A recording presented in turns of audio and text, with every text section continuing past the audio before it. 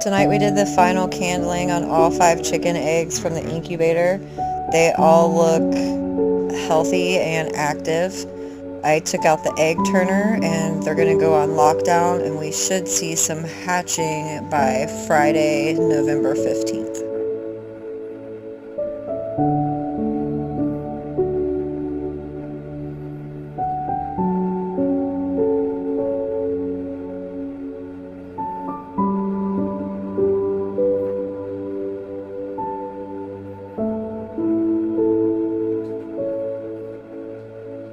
See